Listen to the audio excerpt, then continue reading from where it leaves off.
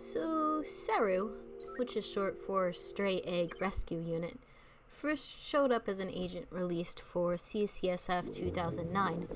It was sort of a half-baked mini-story about an organization that patrols the galaxy, rescuing damaged eggs from shipwrecks and adopting them out to people like you. Unless you kill them. They don't like that.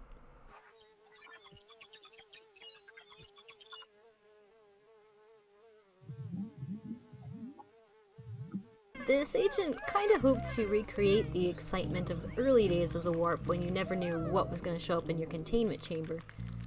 Spoiler, it was mostly Gen 1 Chi-Chis and Fast Agers, but the hope for something interesting was always there. So these eggs held basically random creatures, combining 16 random genomes at a fairly high mutation rate. It was fun and novel, if imperfect. It was baked into the premise, to be fair, but it did produce a lot of stillbirths and sliders, especially if you had a lot of breeds that just didn't crossbreed well installed. So, Magic Words Seru, which was released for CCSF 2011, let you skip through the story mode in the long, slow beam animation and just start making eggs. Then in 2018, a modified version of this, created by Pilla, Magic Words Screw, came onto the scene. It was a little easier to use because it produced creatures directly from the hand instead of dropping an egg into the incubator tray, and it also used fewer genomes, so they were less likely to be stillborns. That'll brings us to where we are today with the Seru Drop Point. So this agent was born out of an internal script that I would use to automatically drop Seru eggs into my world during wolfling runs, but I wanted to give it a sprite and at least a little bit of linkage back to its backstory via the help file. I know I dropped an unofficial release of this into a Discord at some point, so this agent is floating around out there somewhere, and you might already have it. But for the CCSF release, I added some extra features to it, mostly in the form of magic words commands. So first off, just so we're clear, this agent does a couple things. First of all, clicking the drop point itself will summon a Seru egg. That's pretty straightforward. Secondly, if left unattended, the Seru Drop Point has a tiny chance of randomly summoning Seru eggs if your population of eggs and creatures combined is below the breeding limit set in your world. That's this number right here. When a Seru egg is summoned like this, you'll actually get a nice little notification letting you know that the egg has shown up. These settings are actually set by default really, really low, like you might get a Seru egg every couple hours depending on your population.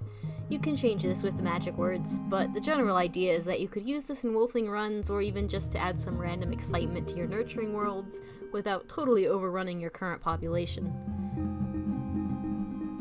The one time it will override and summon an egg no matter what is if your population falls below the minimum. This is set to 4 by default, but you can change that too.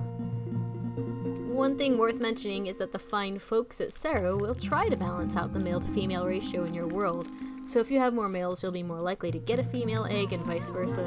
Another random feature is that if your world is in fast ticks, the agent will automatically clear away any dead bodies you might have lying around, so they don't add to the population count. And one last thing to mention is that multiple Seru drop points do work together. They communicate with each other, they synchronize settings, so adding more of them isn't going to up your odds of getting egg drops.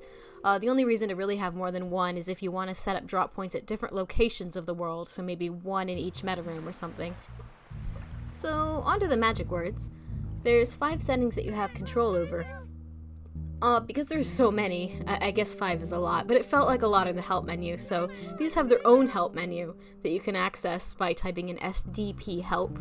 SDP for Seru Drop Point, it's like the prefix for all these commands. But this is pretty much going to tell you everything I'm about to tell you here, just in case you forget. Starting out with SDP tick, this will let you set, as you may have guessed, the tick. Basically how fast the agent cycles or checks to see if it should summon an egg or not.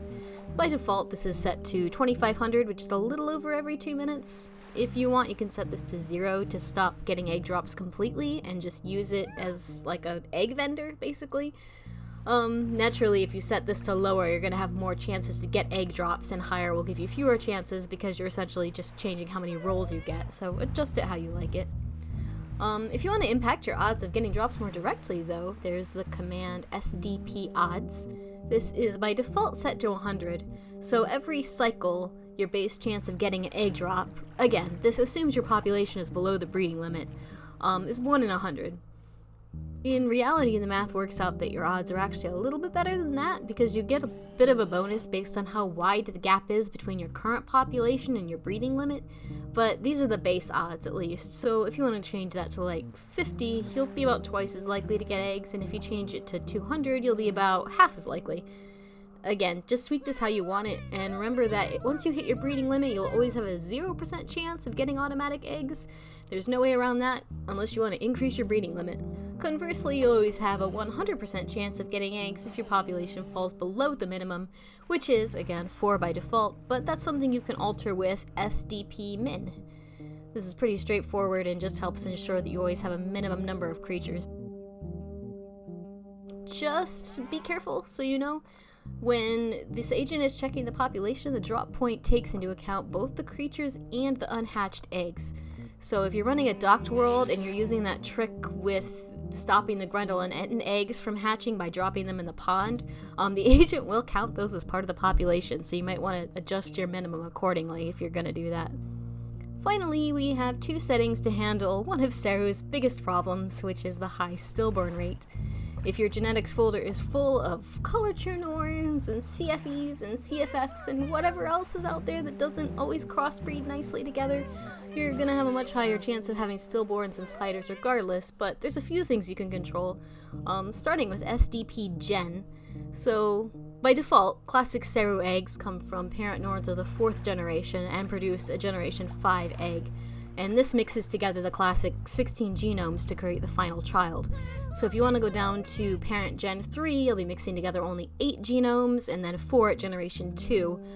It doesn't go lower than generation 2. But your exact mix of genetics in your game is going to vary based on the breeds you have installed, so do whatever gives you results that you like. You can also go up a little in the generations. Parent generation 5 will mix 32 genomes, and 6 will mix 64. This can be interesting, but beware that when the eggs are being generated, it's also generating a lot of genomes, so this will bloat the size of your world. I think about 16 genomes, like the classic Seru, takes about like 1 megabyte of disk space just in genome files. If you push that up to the max, which is, parent generation 6 and mix 64 genomes, you're looking at like a little over 4 megabytes just to generate 1 creature. So, just be aware of that if you're going to do that.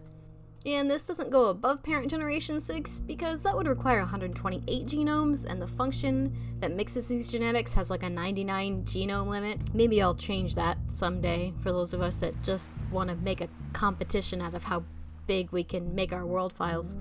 Anyway, the last thing that you can change is the maximum mutation rate with SDP mute.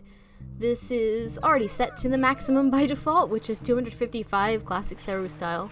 But you can lower it if you want to get creatures that are a little more genetically stable. Again, that's not going to save you from the hazards of unviable, color true, or toxic crossbreeds, or just incompatible crossbreeds, so your mileage may vary here, but play with it how you like.